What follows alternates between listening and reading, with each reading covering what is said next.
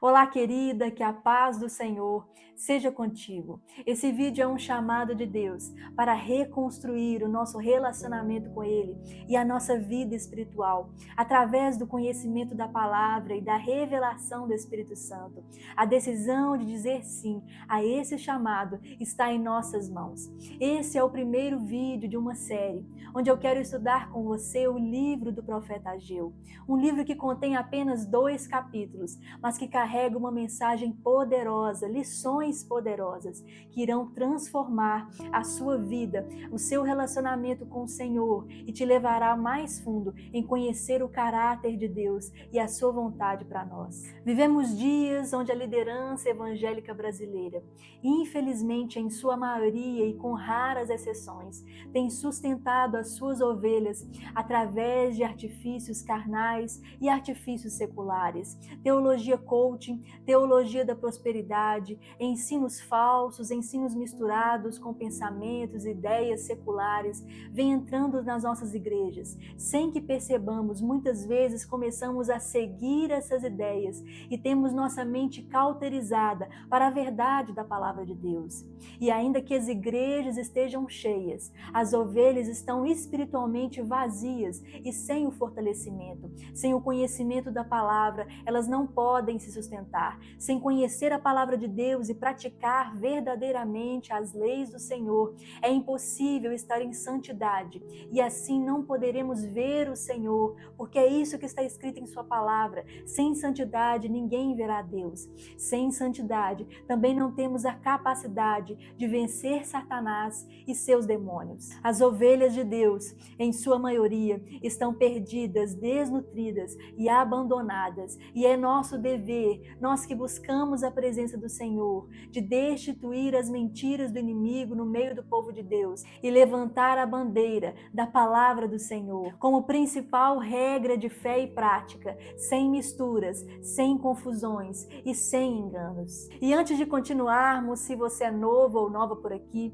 sejam bem-vindos. Venha se juntar a esse time que ama estudar e aprender a palavra de Deus de maneira prática. Se inscreva no canal. Não deixe de compartilhar esse vídeo com seus amigos do WhatsApp. E o Dia das Mães está chegando, e se você deseja presentear a sua mãe com elegância e estilo, conheça os relógios da Saint-Germain, com lindos modelos acessíveis e atemporais a partir de R$ 149,90 e agora com uma coleção completa de óculos de sol a partir de R$ 119,90. É isso mesmo. E se você deseja um desconto ainda maior, use o meu cupom que está aqui na legenda da sua tela e estará na descrição desse vídeo. Com esse cupom você tem acesso a mais 10% de desconto nas suas compras. Não perca a oportunidade, não deixe para depois. E vamos ler então o que está escrito em Ageu, capítulo 1, do versículo 1 até o versículo 11. E diz assim: No segundo ano do reinado de Dario, rei da Pérsia, no primeiro dia do 6º mês, o Senhor Deus mandou uma mensagem por meio do profeta Ageu. Essa mensagem era para o governador de Judá, Zorobabel, filho de Salatiel, e para o grande sacerdote Josué, filho de Josadaque. O Senhor Todo-Poderoso disse o seguinte: O povo está dizendo que ainda não chegou o tempo de reconstruir o templo. Por isso o Senhor falou assim por meio do profeta Ageu: Povo de Judá, será que fica bem vocês viverem em casas luxuosas enquanto o meu templo está destruído? Pensem bem no que tem acontecido com vocês. Vocês semearam muitas sementes, mas colheram pouco. Tem comida, mas não é suficiente para matar a fome. Tem vinho, mas não dá para ficarem bêbados. Tem roupas, porém elas não chegam para proteger o frio. E o salário que o trabalhador recebe não dá para viver. Por isso o Senhor Todo-Poderoso diz: Pensem bem no que tem acontecido com vocês. Agora vão até as montanhas, tragam madeira e construam de novo o templo. Eu ficarei muito contente com esse templo e ali serei adorado e honrado. Vocês esperavam colheitas grandes, porém elas foram pequenas. E quando estavam levando para casa o pouco que colheram, eu soprei tudo para longe. E porque foi eu, Todo-Poderoso, que fiz isso? Foi porque vocês só vivem cuidando das suas próprias casas, mas não se importam com a minha casa, que está destruída. É por isso que não chove e os campos não produzem colheita. Eu fiz com que houvesse seca nos campos e nas montanhas. Fiz com que a seca atingisse as plantações de cereais, as parreiras, as oliveiras e todas as plantações do país. Ela castigou as pessoas, os animais e todas as plantações. O profeta Ageu foi levantado por Deus para profetizar para o povo de Israel em Jerusalém, aquele povo que havia voltado do exílio na Babilônia, depois de 70 anos presos ali. O profeta Ageu foi escolhido para encorajar o povo a reconstruir o templo, que naquele tempo representava a presença de Deus no meio do seu povo. Também foi levantado para acusar o povo de seus pecados e encorajá-los a se arrepender e se voltar para o Senhor. O povo havia voltado de um longo exílio no meio de um reino pagão. Mas mesmo assim, os seus corações novamente estavam preocupados em viver em benefício próprio. Eles já haviam sido exilados por permissão de Deus, por um castigo de Deus, por causa dos seus muitos pecados. Mas mais uma vez, o seu coração estava endurecido para a presença de Deus. Suas casas eram feitas no mais alto luxo, assim como você leu comigo nessa passagem. Mas o templo de Deus não havia sido reconstruído. E esse é o primeiro pecado que o profeta Ageu aponta. Mas no verso 6 você vai ver que o profeta deixa bem claro que apesar de casas luxuosas, o salário não era suficiente, as roupas não esquentavam do frio e o alimento não era suficiente para satisfazer as necessidades daquele povo. Em seguida, no verso 7, fica muito claro aquilo que Deus deseja que o povo faça. O Senhor convida o povo a olhar bem para a sua própria situação, para deixar de lado o comodismo e subir até as montanhas, para buscar material e reconstruir o templo da presença.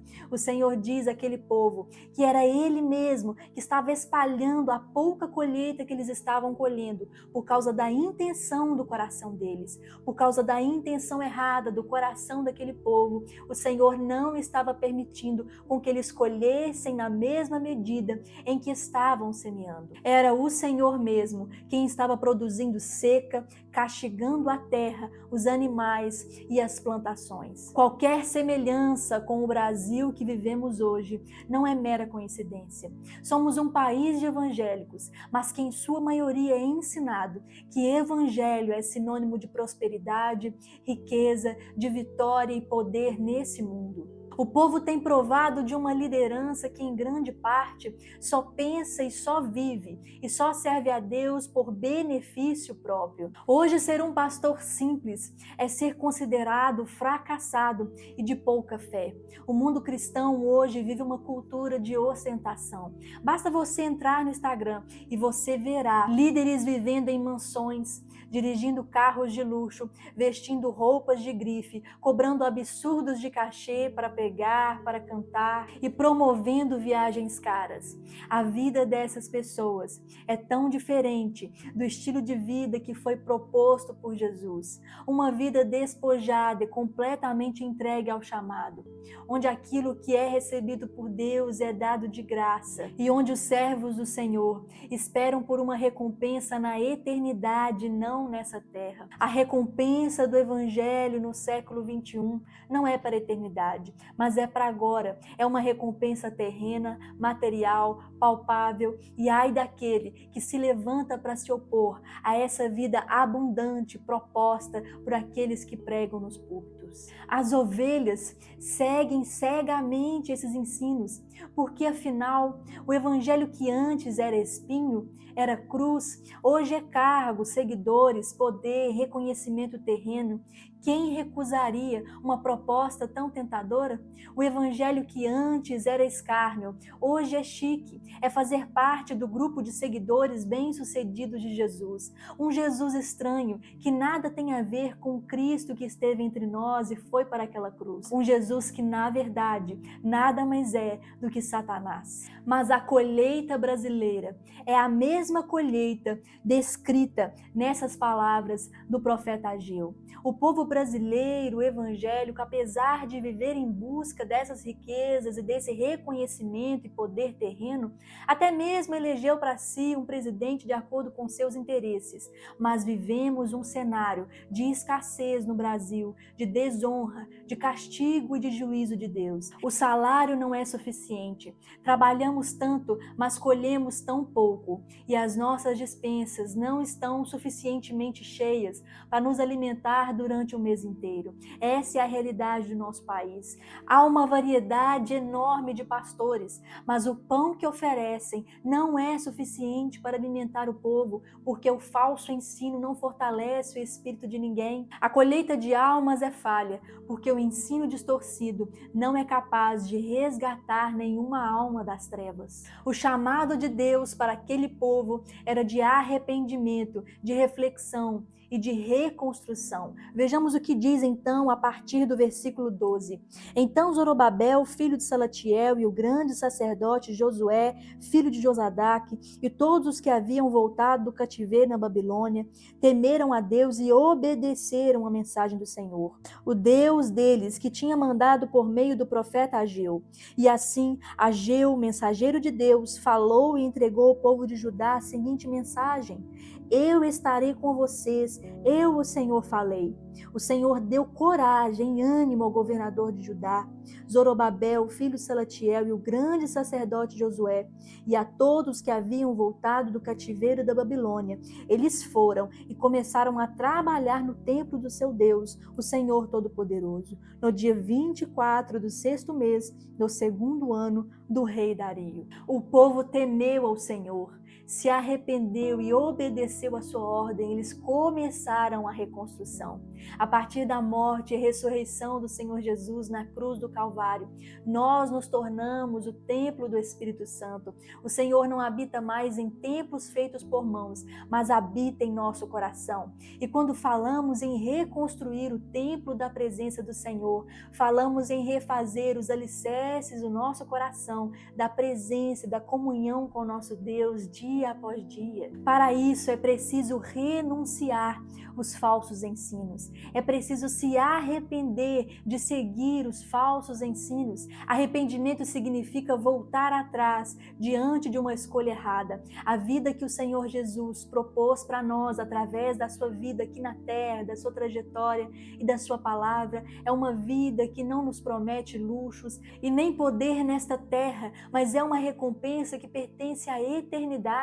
Ele deixou claro que supriria as nossas necessidades, não nossas vaidades. Então, o único caminho para reconstruir a comunhão com o Senhor, firmados na palavra, é renunciar e começar a buscar ao Senhor, não pelas bênçãos que Ele pode nos dar, ou pela prosperidade ou reconhecimento que Ele pode nos oferecer, mas por quem Ele é e por amor verdadeiro e entregue ao Mestre. Em segundo lugar, é colocar o estudo da palavra de Deus como prioridade diária e clamar ao Espírito Santo para que Ele nos ilumine e nos ajude nesse entendimento. Estudar os evangelhos com afinco, entender o comissionamento do Senhor Jesus, e assim os alicerces espirituais em nosso coração serão construídos e firmados. Em terceiro e último lugar, é recalcular a rota. Se diante do estudo da palavra você percebe que a igreja que você está inserido não caminha nessa mesma direção,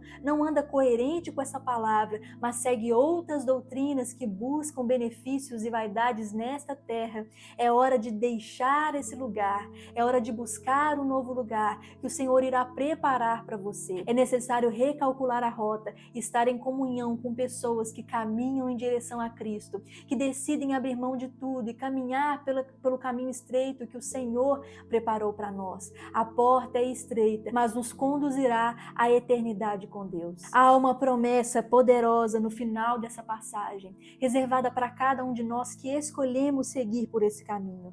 No versículo 13, eu estarei com vocês, Eu, o Senhor, falei, e o Senhor deu coragem e ânimo a todas aquelas pessoas. O Senhor tem uma reserva de coragem, de ânimo e de segurança nele, para você, para o seu coração, para a sua mente, para a sua alma, para que você dê esse passo, para que você se quebrante diante do Senhor. A palavra do Senhor diz que Ele está perto daquele quebrantado e contrito de coração. Se você verdadeiramente se arrepender e buscar a face do Senhor, Ele estará com você para reconstruir a presença dEle em seu coração, em sua vida, em todas as áreas da sua vida, da sua trajetória. Que essa palavra encontre um lugar fértil em seu coração. E na quinta-feira eu estarei de volta para continuarmos estudando o livro do profeta Ageu.